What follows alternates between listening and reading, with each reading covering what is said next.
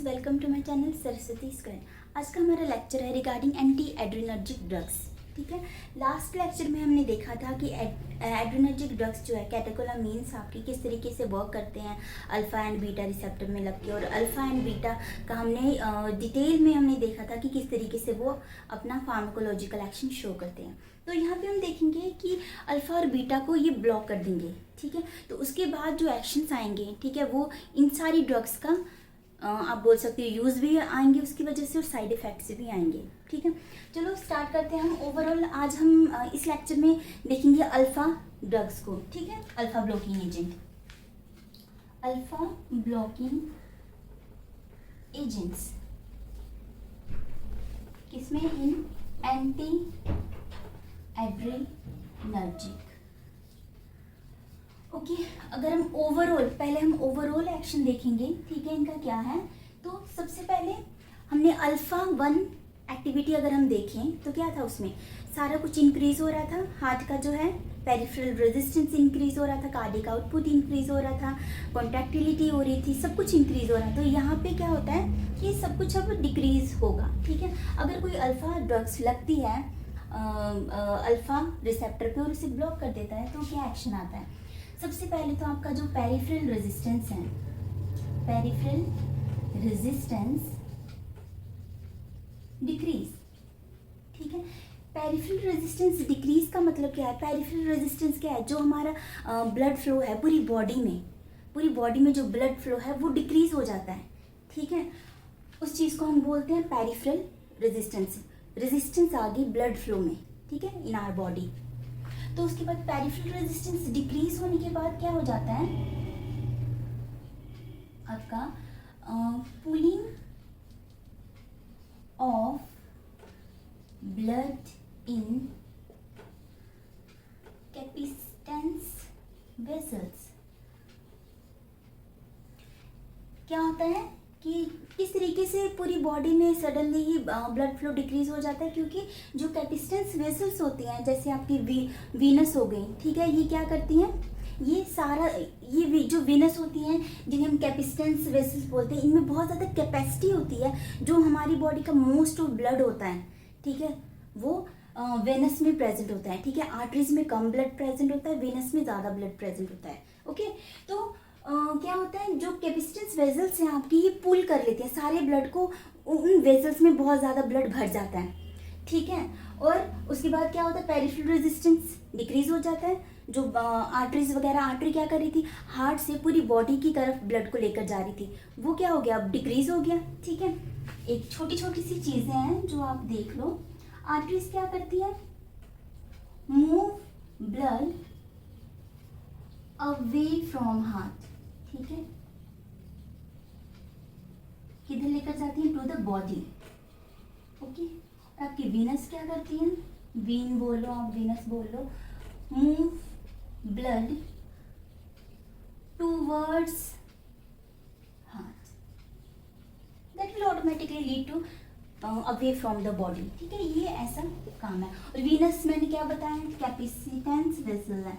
Okay, जब आपकी alpha blocking drug आकर लगी अल्फा रिसेप्टर पे, अल्फा के सारे काम को बंद कर दिया। ठीक है, हार्ट के सारे एक्शंस डिक्रीज कर दिए। किस तरीके से, कैपिस्टेंस वेसल क्या करती हैं, पुल कर लेती हैं सारी ब्लड को अपने में, और उसके बाद ऑटोमेटिकली क्या होता है कि जो ब्लड का फ्लो है पूरी बॉडी में डिक्रीज हो जाता है, क्योंकि हमने देखा ये सारा ब्लड हार्ट की तरफ ही जा रहा है। ठीक है, तो pulling of blood in capacitance vessel, decrease in cardiac output. Cardiac output क्या है, जो हमारा हार्ट ब्लड को पंप करता है। ठीक है, तो कितना अमाउंट ऑफ आपका ब्लड है हार्ट से पूरी बॉडी तक पंप होकर जा रहा है। ठीक है, एक बार में इस तरीके से हार्ट पंप हुआ तो जो ब्लड था वो हार्ट से निकल कर, ठीक है, कहाँ गया, हमारी बॉडी की तरफ गया। ठीक है, अब क्या हुआ, जो आपका जब कार्डियक आउटपुट आपका क्या हुआ, डिक्रीज हो गया, जो आपका ब्लड था वो इतना पंप आउट नहीं हो पाया। तो सारी चीज़ें क्या आपको दिखा रही हैं कि जो बॉडी की तरफ जो ब्लड है वो ऑटोमेटिकली ही डिक्रीज हो रहा है। ठीक है, तो इसकी वजह से हमें एक मेजर साइड इफेक्ट बोलो, ये इसका यूज़ बोलो। ठीक है, बीपी के केस में, हाइपरटेंशन के केस में हम इसे यूज़ करते हैं। ठीक है, तो क्योंकि ये हाइपोटेंशन कॉज करती हैं, हाइपोटेंशन, ठीक है, डिक्रीज इन बीपी। अब आप बोलोगी इसमें साइड इफेक्ट क्या हुआ, तो साइड इफेक्ट इसका क्या हुआ, साइड इफेक्ट, एक बात याद रखना, अगर तो आपकी आर्टरीज डायलेट करेंगी, ठीक है, आर्टरीज का डायलेट करना मतलब आर्टरीज में ज़्यादा ब्लड फ्लो करना, ठीक है, और वो पूरे बॉडी में अच्छे से ब्लड को मूव करवाएंगी, ओके। और तो ये हमारे लिए ओके है, इससे हमें कोई प्रॉब्लम नहीं होगी, अच्छे से ही बॉडी के सारे फंक्शन से चलते रहेंगे और बीपी भी डिक्रीज हो जाएगा, ठीक है, कोई इशू नहीं आएगा। पर अगर वीनस डायलेट हो जाए, वीनस डायलेट डोमिनेट कर जाए आर्टरी की डायलेट को, तो आपको जो प्रॉब्लम देखने को मिलती है वो है पोस्ट्यूरल हाइपोटेंशन, ठीक है। क्या होता है कि पोस्ट्यूरल मतलब पोस्चर जब आप चेंज करते हो, दैट मीन जब आप उठ के बैठते हो या बैठ के उठते हो, उस टाइम आपको डिजीनेस सा फील होता है, ऐसे लगता है कि सडनली ही आपका बीपी ड्रॉप कर गया, ठीक है। तो अगर वीनस डायलेशन डोमिनेट कर जाए आर्टरीज डायलेशन को, तो आपको साइड इफेक्ट देखने को मिलता है पोस्ट्यूरल हाइपोटेंशन, ठीक है। तो ये चीज़ याद रखना, ये साइड इफेक्ट हैं अल्फा ब्लॉकिंग एजेंट्स के। कुछ ड्रग्स आएंगी जो ये साइड इफेक्ट नहीं शो करेंगी और वो बेटरली यूज़ की जाती हैं हाइपरटेंशन में, क्योंकि बाकी सारी ड्रग्स से हमें क्या होता है, ये पोस्ट्यूरल हाइपरटेंशन देखने को मिलता है। आगे देखेंगे कि कौन सी वो ड्रग है जो ये साइड इफेक्ट शो नहीं करेगी। एक फार्माकोलॉजिकल एक्शन हो गया आपका। सेकेंड अगर हम देखें, एक तो सिंपली होगा, वहाँ पे क्या हो रहा था, माइड्रियासिस हो रहा था, तो इस केस में क्या होगा, मियोसिस होगा। मियोसिस मैंने आपको ऑलरेडी बताया हुआ था। मियोसिस क्या है, आपकी dilation of the radial muscles of iris, ठीक है, ये मैंने बताया था आपको, ठीक है। ये सर्कुलर मसल्स होगी प्यूपिल में, ठीक है। उसके बाद ये आपके साइड में क्या हो गया, आइरिस है, और यहाँ पे आपके रेडियल मसल्स हैं, है ना। रेडियल मसल्स जब आपके क्या कर जाएंगे, डायलेट कर जाएंगे, तो ये पोर्शन आपका छोटा हो जाएगा, प्यूपिल कॉन्स्ट्रिक्ट कर जाता है उस टाइम, है ना, प्यूपिल गेट कॉन्स्ट्रिक्टेड, ओके। और इस एक्शन को आप क्या बोलते हो, जब प्यूपिल कॉन्स्ट्रिक्ट हो जाता है तो मियोसिस बोलते हैं हम इसे। तो अल्फा ब्लॉकिंग एजेंट्स आपके मियोसिस एक्शन शो करते हैं। उसके बाद अगर हम थर्ड देखें,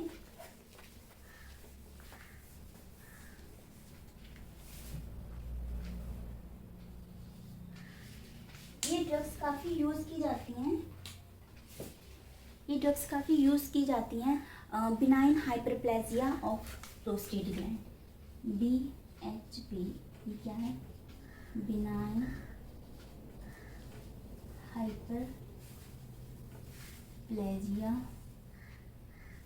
ऑफ प्रोस्टेट ग्लैंड, ठीक है। क्या होता है कि इस डिजीज़ में क्या होता है, जो आपका प्रोस्टेट ग्लैंड होता है उसमें क्या हो जाती है, काफ़ी हाइपरप्लेजिया का मतलब क्या है कि जो सेल्स हैं वो इंक्रीज इन साइज हो जाते हैं, जिसकी वजह से प्रोस्टेट ग्लैंड काफ़ी बड़ा हो जाता है, ठीक है। अगर हम इस तरीके से देखें कैसे होता है, ये आपका ब्लैडर से एक ट्यूब आ रही है, ठीक है, और यहाँ पे आपका कुछ इस तरीके से प्रोस्टेट ग्लैंड है, प्रोस्टेट ग्लैंड, ठीक है। और यहाँ से आपका क्या आ रहा है, यूरिन आ रहा है, यूरिन बोल लो या at the time of ejaculation semen बोल लो, कुछ भी हो सकता है उस टाइम, ठीक है।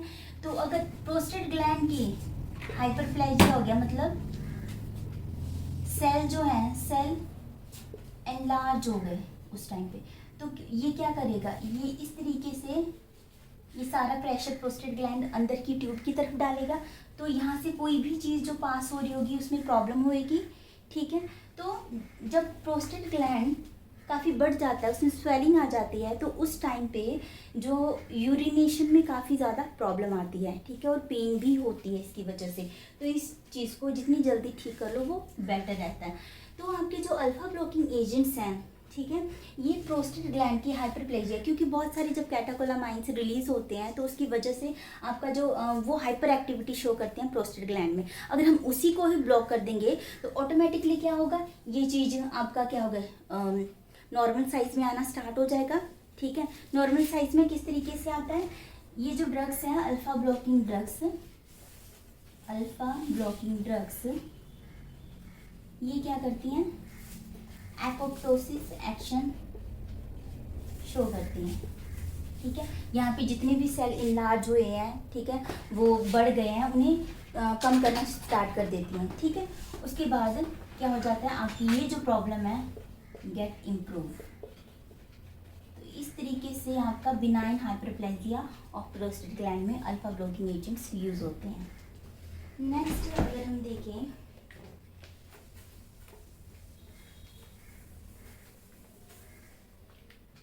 फोर्थ, अब अल्फा 1 को हमने ब्लॉक किया, अल्फा 2 को, अल्फा 1 हमने देख लिया फर्स्ट पॉइंट में। अल्फा 2 अगर ब्लॉक कर, अल्फा 2 का एक्शन क्या था, ये क्या कर रहा था, इनहिबिट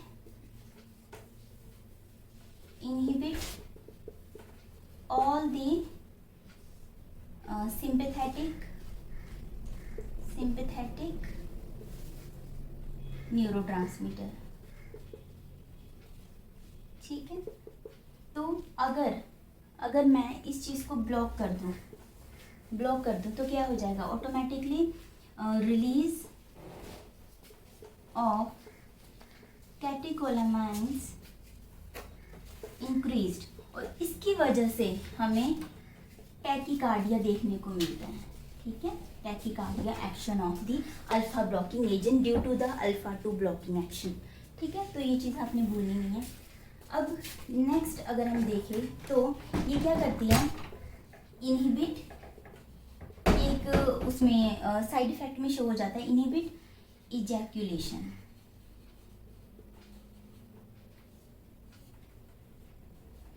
ठीक है, क्या होता है इजैक्यूलेशन, क्या है आपका, जो भी आपका स्पर्म सीमन है, ठीक है, वो सारी चीज़ों का रिलीज होना, दैट इज द इजैक्यूलेशन। तो वो कब होता है, जब आपकी जो वैस डिफरेंस है, ठीक है, वैस डिफरेंस, ये क्या है, एक ट्यूब होती है जहाँ से आपका स्पर्म फ्लो करता है। ठीक है, तो वैस डिफरेंस जब आपका कॉन्स्ट्रिक्ट कर जाता है, ठीक है, कॉन्स्ट्रिक्ट कर जाता है, तो उसकी वजह से क्या होता है कि आगे फर्दर इजैकुलेशन होने लगती है। ठीक है, तो ये ड्रग्स क्या करती हैं कि इस जो प्रोसेस है कॉन्स्ट्रिक्शन को इनहिबिट कर देती हैं। ठीक है, तो उसकी वजह से क्या होता है, ऑटोमेटिकली आपका इजैकुलेशन भी ख़त्म हो जाता है। तो इससे ये प्रॉब्लम आती है वो इम्पोर्टेंस की। ठीक है, मतलब mens are not capable to have a baby, और उनके पास इतनी स्ट्रेंथ नहीं होती, हम इस तरीके से लेम लैंग्वेज में बोलते हैं। ठीक है, तो इसकी वजह से इम्पोर्टेंस की प्रॉब्लम आ जाती है अल्फा ब्लॉकिंग एजेंट्स की वजह से। ठीक है, तो नेक्स्ट हम देखेंगे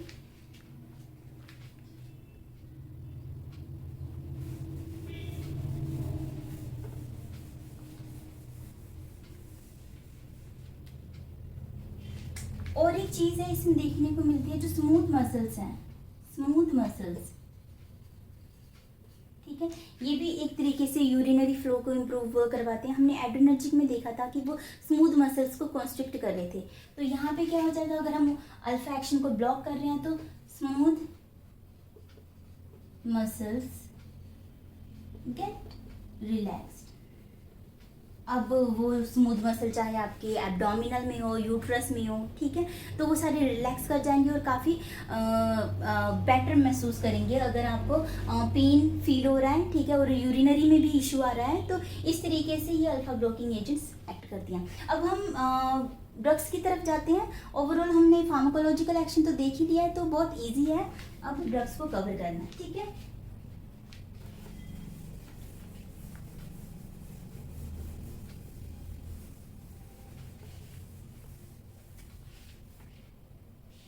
सबसे पहले अगर हम अल्फा ब्लॉकिंग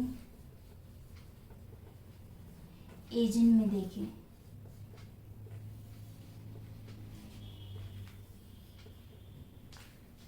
नॉन इक्विलिब्रियम,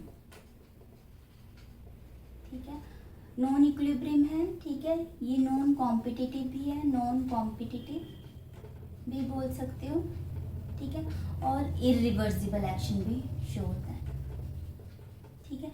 इसमें अगर हम देखें तो कौन सी ड्रग आती है, बीटा हेलो अल्काइल अमीन, ये केमिकल स्ट्रक्चर के अकॉर्डिंग है, ठीक है। इसमें जो एक ही ड्रग है फिनॉक्सी बेंजामीन, ठीक है, ये हमारी ड्रग आ रही है फिनॉक्सी बेंजामीन, ठीक है।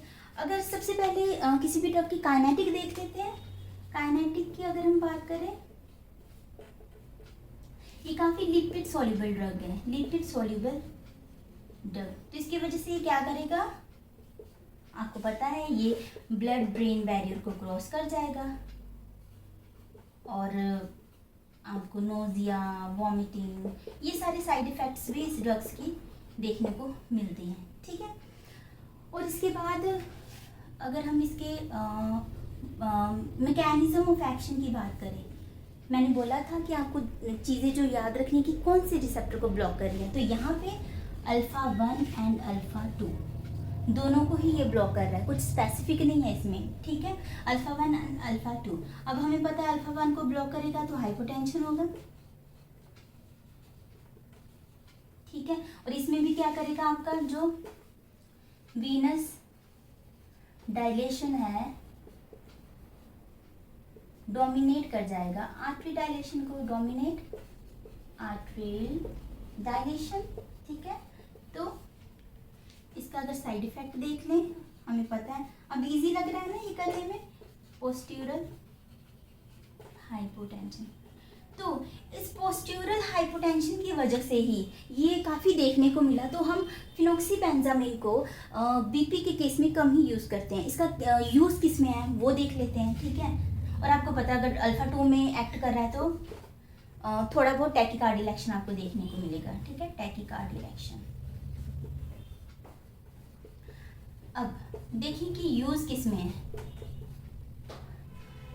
अल्फा ब्लॉकिंग एजेंट्स बहुत सारी बीमारियों में यूज़ होते हैं हमारे, तो फियोक्रोमोसाइटोमा आपका किस में यूज़ होता है, सॉरी फिनॉक्सीबेंजामिन यूज़ होता है, फियोक्रोमोसाइटोमा। ये क्या होता है, ओमा से आपको पता है किसी कैंसर की ही बात हो रही है, तो cancer of adrenal gland, adrenal gland इसमें यूज़ होता है। क्या होता है फियोक्रोमोसाइटोमा में कि बहुत सारे कैटेकोलामीन्स आपके बहुत ज़्यादा अमाउंट में रिलीज होने लगते हैं, ठीक है। उसकी वजह से क्या होता है, एड्रिनल ग्लैंड में से सब कुछ रिलीज हो रहा है, ठीक है, बहुत ज़्यादा। तो ये कब होता है, जब एड्रिनल ग्लैंड जो है, ठीक है, उसका कैंसर हो जाता है। कैंसर होने की वजह से आपकी कैटेकोलामाइन्स नॉन स्टॉप रिलीज हो रहे हैं, तो उस केस में हम फिनॉक्सीबेंजामिन देंगे जो स्ट्रांगली इस एक्शन को अपोज करेगा, इनहिबिट कर देगा। तो इस वजह से हम ये ड्रग फियोक्रोमोसाइटोमा के केस में यूज़ करते हैं। आपके mostly alpha blocking agent pheochromocytoma में यूज़ होते हैं, ठीक है। तो ये है। और साइड इफेक्ट में अगर पोस्टीरियर हाइपोटेंशन तो था ही, दूसरा क्या हो जाएगा, इनहिबिट इजैकुलेशन, ठीक है, ये भी साइड इफेक्ट है। ओके, ये हमारी पहली ड्रग थी। अब अगर हम नेक्स्ट ड्रग देखें, इस तरफ है इक्विलिब्रियम, सॉरी इरिवर्सिबल मैंने क्यों बोला है इस चीज़ को, क्योंकि जब ये ड्रग आपकी बाइंड टू अल्फा 1 और अल्फा 2 रिसेप्टर, ठीक है, तो ये कोवेलेंट बॉन्ड बना लेती हैं उसके साथ, फॉर्म कोवेलेंट बॉन्ड। ये काफ़ी स्ट्रॉन्ग बॉन्ड है, ठीक है, तो ये बॉन्ड टूटता भी नहीं है जब तक second receptor alpha, second receptor fresh receptor नहीं आ जाता, तब तक आपको फिनॉक्सीबेंजामिन का एक्शन देखने के लिए मिलेगा। तो हम बोल सकते हैं कि फिनॉक्सीबेंजामिन का इरिवर्सिबल एक्शन है, जब तक नेक्स्ट फ्रेश आपका अल्फा रिसेप्टर नहीं आ जाता इसका एक्शन खत्म नहीं होगा, ठीक है। तो ये चीज़ें हैं। अब हम नेक्स्ट देखिए, अगर ये मैं रब करने जा रही हूँ, ठीक है, आप साथ साथ में ही लिखते रहना तो इजी रहेगा। देखिए अगर हम इक्विलिब्रियम ड्रग्स को देखते हैं, ठीक है, इस तरफ आपकी आ जाती है, पहले देखते हैं नॉन सिलेक्टिव ड्रग्स को, नॉन सिलेक्टिव। इस तरफ आपके आते हैं सिलेक्टिव ड्रग्स, ठीक है। नॉन सिलेक्टिव में आगे 4 टाइप्स हैं, ठीक है। सबसे पहले आपका जो आ जाता है वो है एर्गट एल्कलॉइड्स, जिसमें आपकी ड्रग्स आ जाती हैं एर्गोटामिन एंड एर्गोटॉक्सिन। दूसरी तरफ है डीहाइड्रोजिनेटेड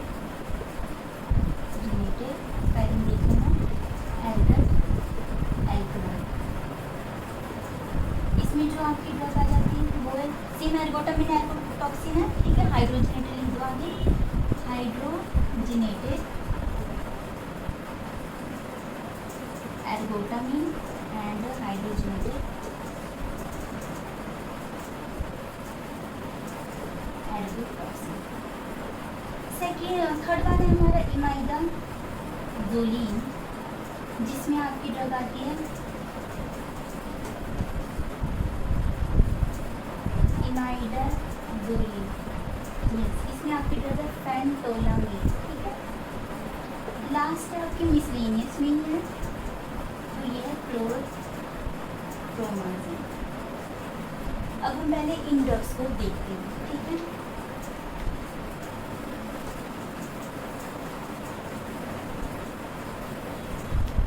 सबसे पहले अगर एर्गट एल्कलॉइड की बात करें, एल्कलॉइड, ठीक है। ये ड्रग हमें मिलती है एक प्लांट से जिसका नाम है क्रेविसस रिपुडिया, ठीक है। ये प्लांट से हमें मिलता है। अगर इसकी एक्शन की बात करें तो इसका partial agonist and antagonist action है।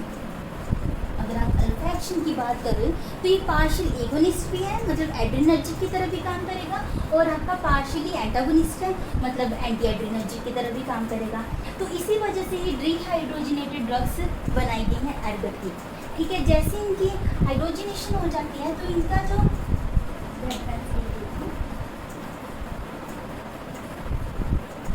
अल्फा ब्लॉकिंग प्रॉपर्टी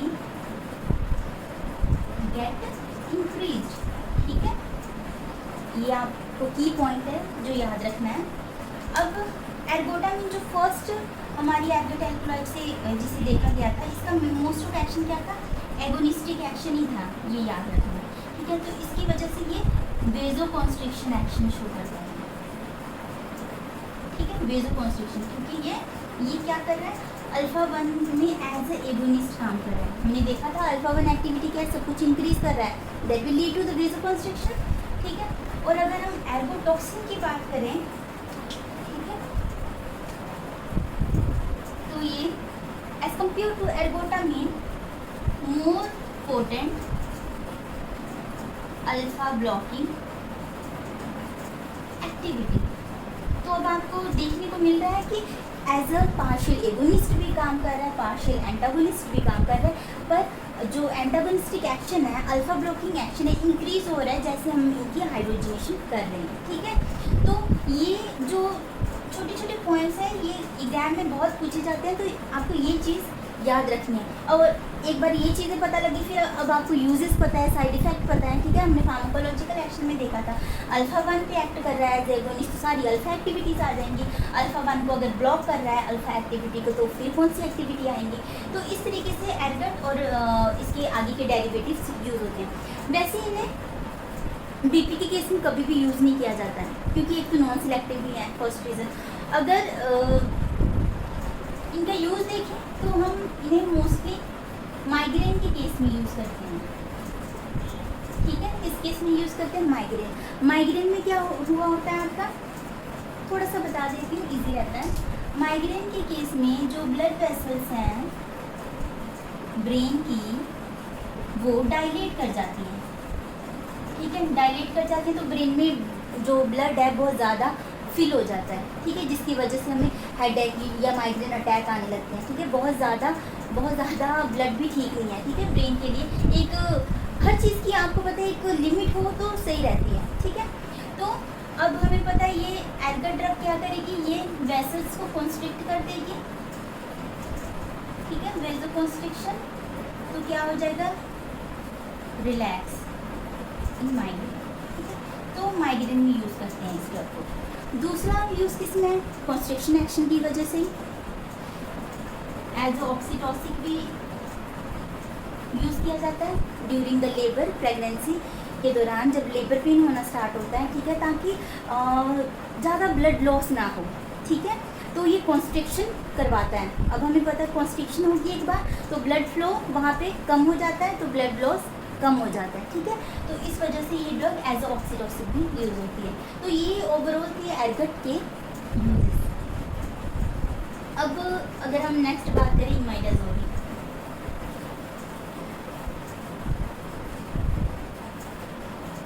इस ड्रग में है हमारी फेंटोलामीन। आपको पता है इस ड्रग को किस वजह से जाना जाता है, क्योंकि ये मिनट्स में ही अपना एक्शन शो करती है, ठीक है, मिनट्स में ही अपना एक्शन शो करती है और शॉर्टर ड्यूरेशन ऑफ एक्शन भी है। तो show effect with in a minute, ठीक है। इसका भी वही है, हाइपोटेंशन तो ये करता ही है, ठीक है। हाइपोटेंशन क्यों होता है, जब वीनस डायलेशन हो जाती है आर्टरी की बजाय ज़्यादा, ठीक है। तो इसके अगर हम यूजेस की बात करें तो यूजेस में क्या आ जाएगा, सबसे पहले तो ये फ्यूक्रोमोसाइटोमा में भी यूज होता है। अब ये आपको पता है फ्यूक्रोमोसाइटोमा, कैंसर ऑफ एड्रिनल ग्लैंड, ठीक है। सेकंड क्या है, ये विड्रॉवल सिम्टम ऑफ क्लोनिडीन। आपकी जो ये जो ड्रग है क्लोनिडीन, ठीक है, ये हाइपरटेंशन के लिए यूज़ की जाती है, ठीक है, पर इसे लॉन्गर टाइम के लिए नहीं यूज़ किया जाता है, शॉर्टर ड्यूरेशन कम समय के लिए यूज़ किया जाता है। तो जब क्लोनिडीन को छोड़ते हैं तो काफ़ी विड्रॉल इफेक्ट्स आते हैं, जैसे बहुत ज़्यादा सर दर्द होता है, डिजीनेस होता है, ठीक है। तो इन सब चीज़ों को केयर करने के लिए जब क्लोनिडीन को छोड़ना हो, ठीक है, एक तो धीरे धीरे हम डोज रिड्यूस करेंगे और सेकंड उसके साथ हम क्या फेंटोलामीन भी देंगे ताकि इजीली क्लोनिडीन का जो है विड्रॉवल हो जाए, ठीक है। और उसके बाद थर्ड, चीज़ रिएक्शन में भी ये यूज होता है। चीज़ रिएक्शन बताती हूँ कि ये क्या है। क्या होता है, आपका चीज़ हो गया आपका या बियर होगी, ठीक है, तो जिस भी चीज़ में आपका क्या प्रेजेंट है, टाइलामीन।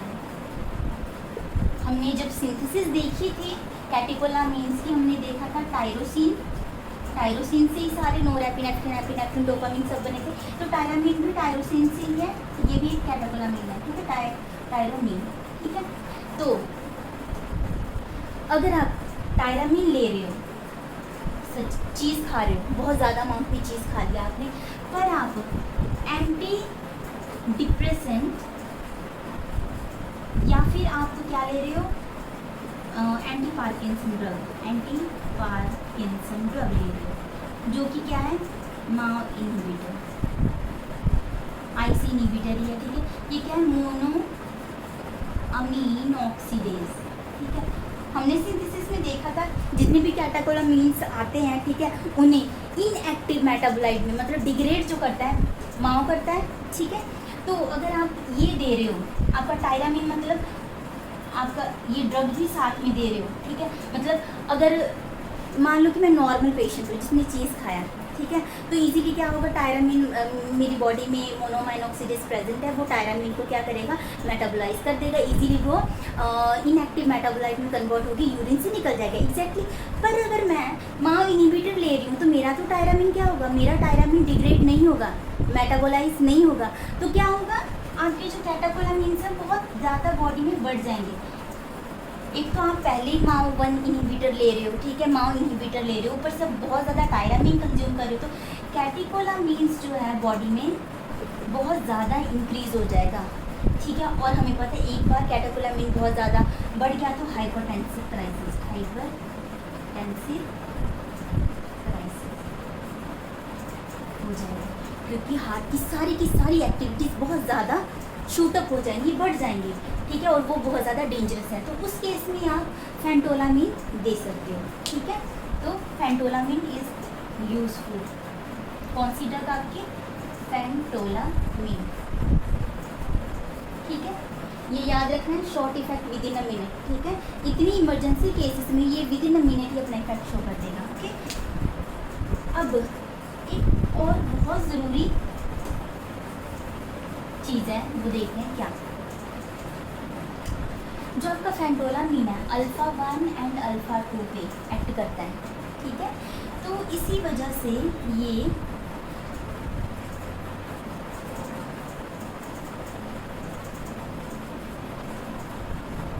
क्या है, पैपावेरिन, या फिर आप ले लो फेंटोलामिन,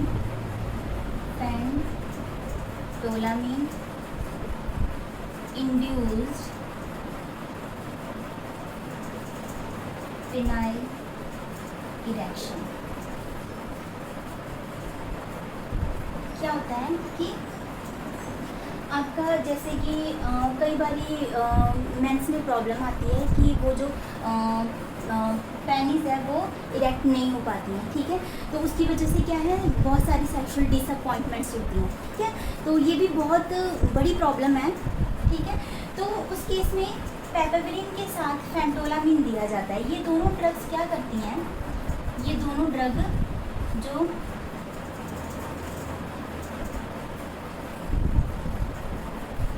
कैवर्नोसम है, पेनिस में प्रेजेंट होता है, ठीक है। तो वहाँ पे ब्लड फ्लो इंक्रीज कर देती हैं, ठीक है। वहाँ पे ब्लड फ्लो इंक्रीज हो गया। अब आपको पता है एक बार ब्लड फ्लो इंक्रीज हो गया किसी भी जगह पर, तो वो क्या हो जाएगी आपकी, वो जो चीज़ है, ठीक है, इरेक्ट हो जाएगी। और इस पोजीशन में आपका क्या होता है, हमें अब आगे पता भी है कि जो स्पर्म वगैरह है जो सीमन के साथ आएगा, that is ready to ejaculate, ठीक है। Sperm with semen is ready to ejaculate, ठीक है। पर इस चीज़ में, इस मेडिसिन को देने से पहले बहुत अच्छे से बंदे की ट्रेनिंग होनी चाहिए, क्योंकि अगर अच्छे से ड्रग को हैंडल ना कर पाए तो क्या हो सकता है, प्रॉब्लम हो सकती है। आई थिंक सो यही है, 1 सेकेंड।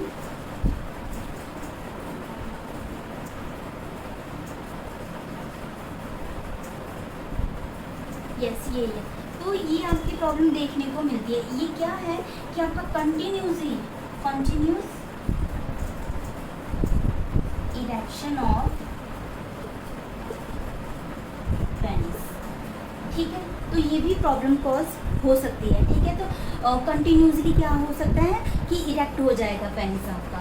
तो इस वजह से अच्छी तरीके से हैंडल करना चाहिए। अगर एक प्रियप्टिज्म की कंडीशन वहाँ पे अराइज हो गई तो दो चीज़ें करते हैं। एक तो क्या कि कैवर्नोसम में से ब्लड को इजैकुलेट कर दिया जाता है ताकि पेनिस में से ब्लड जो है वो कम हो जाए, ठीक है, और ये प्रॉब्लम घट जाए, ठीक है। क्या करेंगे, एक सेकंड, ये रख देते हैं। फर्स्ट क्योर आपका क्या है, yes, eject blood from cavernosum, ठीक है। और सेकंड आपका क्या होगा, आप फिनाइलएथलीन बोलोगे, फिनाइलएथलीन, ठीक है। तो ये काफ़ी इंपॉर्टेंट यूजेस थे आपके किसके, फेंटोलामिन के। नेक्स्ट हमारी जो ड्रग है वो है जो आपकी क्लोरप्रोमाजीन है, ठीक है, मिसलेनियस ड्रग के अंडर आ रही है। इसका कुछ खास यूज़ नहीं है, तो ये क्लिनिकली यूज़ भी नहीं किया जाता है, non clinical use, clinical use. Side effect बाकी की तरह ही है, ठीक है, जैसे नॉर्मल अल्फा ब्लॉकिंग एजेंट्स में है। हमने अभी देखा नॉन सिलेक्टिव। अगर हम सिलेक्टिव की बात करें, सिलेक्टिव में क्या है, अल्फ़ा 1 किसको ब्लॉक करेगा, जो सिलेक्टिवली ब्लॉक अल्फा 1, एंड दूसरा है सिलेक्टिवली ब्लॉक अल्फा 2। अल्फा 2 में आपका यूहिम्बीन आता है। ये ड्रग आपकी नो यूज़ क्लिनिकली, क्योंकि ये सारे जो आपके न्यूरोट्रांसमीटर थे, ठीक है, उनको बहुत ज़्यादा रिलीज़ करवा देता है। तो इसके तो भर भर के साइड इफ़ेक्ट ही हैं, ठीक है। इतने ज़्यादा कैटेकोलामाइन अगर रिलीज़ हो जाएंगे तो वो कोई यूज़ है नहीं। तो हम कंसंट्रेट करते हैं अल्फा 1 की तरफ, ठीक है। तो अल्फा 1 में आपका आ जाता है prazosin, most important drug. Prazosin आ जाता है, टेराजोसिन, डॉक्साजोसिन, एल्फ्यूजोसिन,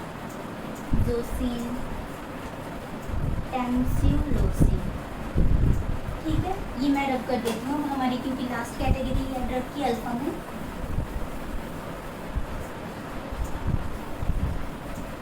अगर हम प्राजोसिन की बात करें, ठीक है, ये सिलेक्टिवली अल्फा 1 के सारे जो रिसेप्टर्स है, alpha 1A, alpha 1B, alpha 1D, A, B, D, इन सबको ब्लॉक कर देता है, ठीक है। दूसरी इसकी मेन अच्छी बात क्या है कि ये आर्टरीज डायलेशन करवाता है। Arteries dilation dominate Venus dilation, जिसकी वजह से आपका क्या होगा, आपका नो पोस्टीरियर हाइपोटेंशन, ठीक है, जिसकी वजह से आपका पोस्टीरियर हाइपोटेंशन देखने को नहीं मिलेगा, ओके। और पर ये है कि जो ये प्राजोसिन आपका थोड़ा शॉर्ट ड्यूरेशन ऑफ एक्शन है, तो दिन में 2 टैबलेट्स लेनी पड़ती है इसकी वजह से। तो हम शॉर्ट भी नहीं बोलेंगे, इंटरमीडिएट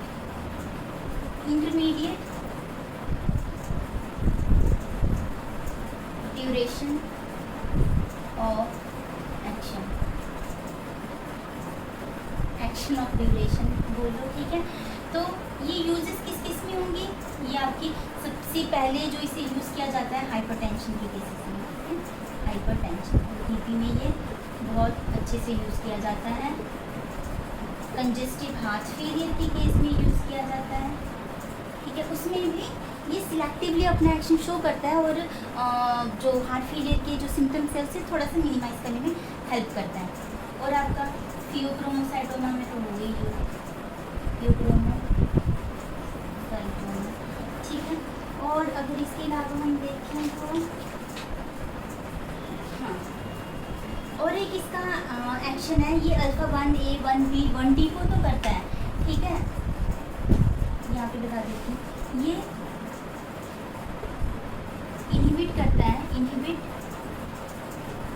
फोस्फोडाइएस्ट्रेज एंजाइम, जिसकी वजह से क्या होता है, इंक्रीज साइक्लिक AMP, और इसकी वजह से क्या होता है, जो आपके स्मूथ मसल्स हैं, स्मूथ मसल्स गेट रिलैक्स्ड, ठीक है। जो आपका ये BHP में भी यूज़ होता है, ठीक है। जैसे BHP के केस में ही ले लो, ठीक है, जो पेन हो रही होती है प्रोस्टेट ग्लैंड की बढ़ने की वजह से, यूरिन नहीं अच्छे से फ्लो हो रहा है तो पेन हो रही है, तो ये क्या करता है, स्मूथ मसल को रिलैक्स कर देता है। और उसमें ये इस तरीके से भी एक तो ये एपोप्टोसिस भी करवाएगा, कम भी कर देगा, ठीक है, प्रोस्टेट ग्लैंड की स्वेलिंग को इस तरीके से, और ये पेन को भी रिलीफ कर देगा, रिलीफ पहुँचाएगा। आपको ये चीज़ बता देती हूँ क्योंकि साथ साथ में क्लियर कर दो तो टॉपिक सही रहता है। क्या होता है, हमारा जो ATP होता है, ठीक है, एडिनिलिन साइक्लेज की प्रेजेंस में साइक्लिक AMP में कन्वर्ट होता है, और यहाँ पे फोस्फोडाइएस्ट्रेज से ये जो साइक्लिक AMP में, और अगर AMP बन गया आपका तो कैल्शियम रिलीज होगा और कॉन्ट्रैक्शन होगी इससे, तो क्या होगा, जो कंडीशन है पेशेंट की वो सिवियर हो जाएगी। तो हमने अब क्या किया, प्राजोसिन दिया है, तो ये क्या करेगा, यहीं पे ही फोस्फोडाइएस्ट्रेज को बंद कर देगा। तो CMP का लेवल आपको पता है, इंक्रीज CMP, और जो CEMP है ये जो है स्मूथ मसल्स को रिलैक्स कर देता है। यहाँ पे कॉन्ट्रैक्शन कर रहा था, अगर ये बढ़ जाए तो ये स्मूथ मसल को रिलैक्स कर देता है। ठीक है, तो इस तरीके से प्राज़ोसिन है आपकी ड्रग यूज़ की जाती है। अगर हम अगली नेक्स्ट ड्रग्स की बात करें तो सारी एक्शन से नेक्स्ट ड्रग्स की ऐसे ही हैं, बस क्या फ़र्क है। ठीक है, ये मैं रब कर देती हूँ यहाँ से। टेराज़ोसिन की बात करें, terazosin duration of action prolong हो जाएगा, duration of action get prolong. ठीक है, इसका 8 आवर्स हो जाएगा, बाकी सारे यूजेस वैसे ही हैं। ठीक है, डोक्सा की बात करें, डोक्साज़ोसिन तो ड्यूरेशन ऑफ एक्शन बढ़ने की वजह से 8 नहीं 12 हो जाता है, सॉरी 12 हो जाता है। तो ये क्या होता है, 12 होने की वजह से सिंगल डोज दी जाती है, और इसलिए BHP में बिनाइन हाइपरप्लेजिया प्रोस्टेट में सिंगल डोज दिन में बहुत अच्छे से काम कर जाती है। तो ये जो टेराज़ोसिन है बहुत ज़्यादा यूज़ की जाती है BHP के केस में, सिंगल डोज इन BHP। ठीक है, अगर डोक्सासिन की अगर हम बात करें, इसका एक्शन और भी ज़्यादा बढ़ जाता है। ड्यूरेशन ऑफ एक्शन इंक्रीज, ठीक है, 24 आवर्स। तो इस तरीके से एक्शन बढ़ते जाएंगे। अब हम एल्फिज़ोसिन का भी सेम है, बस एक चीज़ है जो हमको अच्छे से याद रखनी है एल्फिज़ोसिन के केस में, वो क्या, एल्फिज़ोसिन जो ड्रग है लॉन्गर ड्यूरेशन ऑफ एक्शन इसका भी है। ये जो ड्रग है मेटाबोलाइज्ड होती है, मेटाबोलाइज्ड बाय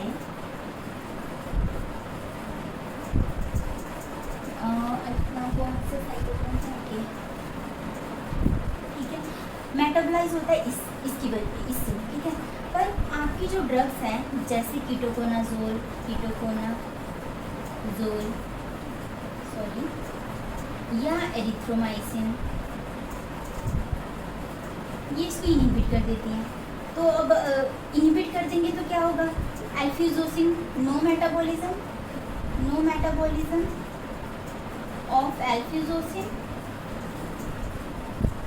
तो एल्फिज़ोसिन की अमाउंट बॉडी में बहुत ज़्यादा इंक्रीज़ हो जाएगी। ठीक है, और आपको पता है कोई भी एक्शन अगर ज़्यादा हो जाए तो वो भी बॉडी के लिए अच्छा नहीं होता है। तो ये वाली चीज़ आपको यहाँ पे याद रखनी है कि अगर आप एल्फिज़ोसिन ड्रग दे रहे हो, अल्फा ब्लॉकिंग एजेंट दे रहे हो फॉर BHP या किसी फियोक्रोमोसाइटोमा किसी भी केस के लिए, BP के लिए, तो आपको साथ में ये ड्रग नहीं देनी है एल्फिज़ोसिन के साथ। कीटोकोनाजोल, एरिथ्रोमाइसिन और कुछ एंटीवायरल ड्रग भी है, ये चीज़ें नहीं देनी है आपको एल्फिज़ोसिन के साथ। ठीक है, उसके बाद टेम्सिलोसिन में एक क्वेश्चन पूछा जाता है कि कौन से रिसेप्टर को ये ब्लॉक करती है। तो ये अल्फा-1A एंड आई थिंक B है, कंफर्म कर लेती हूँ। ओके सॉरी, अल्फा-1A एंड अल्फा-1D इसको ब्लॉक करती है। हमारे पास ABD ये 3 थे। ठीक है, तो फर्स्ट वाले को और लास्ट वाले को, ठीक है, याद करने का एक तरीका ही है। फर्स्ट एंड लास्ट मतलब A एंड D को ये टेम्सिलोसिन ब्लॉक कर देता है, और बाकी सारा एक्शन आपका यही है। ये ड्रग भी BHP के केस में, प्रोस्टेट ग्लैंड के केस में भी काफ़ी ज़्यादा यूज़ की जाती है, बाकी सारे एक्शन ऑलमोस्ट सेम ही है। ठीक है, तो और एक चीज़ है आपको याद करने के लिए कि कई बार जब पेशेंट प्राज़ोसिन लेते हैं तो फर्स्ट डोज इफेक्ट देखने को मिलता है। ठीक है, फर्स्ट डोज इफेक्ट क्यों कह रहे हैं, क्योंकि पहली गोली ली हमने तो उस टाइम ये इफेक्ट शो होता है, वो है डिजीनेस। ठीक है, हल्के से चक्कर आते हैं, तो इसमें कोई घबराने वाली बात नहीं है, ये जस्ट इसका फर्स्ट डोज इफेक्ट है। इसके बाद जब आप मेडिसिन लेते रहोगे BP के केस में, उसके बाद कोई प्रॉब्लम नहीं आएगी आपको। ठीक है, तो ये शो करता है प्राज़ोसिन फर्स्ट डोज इफेक्ट। मुझे नहीं लगता कि अब आपको ज़रूरत है समराइज़ करने की कि अल्फ़ा ब्लॉकिंग एजेंट किस किस में यूज़ होते हैं। तो ये थे हमारे अल्फ़ा ब्लॉकिंग एजेंट के ओवरऑल सारी ड्रग्स हमने अच्छे से कंप्लीट कर दी हैं। अगर आपको कोई भी अल्फ़ा ब्लॉकिंग एजेंट में अगर कोई डाउट हो, कुछ भी हो, तो आप कमेंट बॉक्स में ज़रूर पूछना। ठीक है, मैं आपके सारे डाउट्स को क्लियर करूँगी। और एक बात है, कभी भी स्टडी के लिए हार्ड एंड फास्ट रूल नहीं होता है।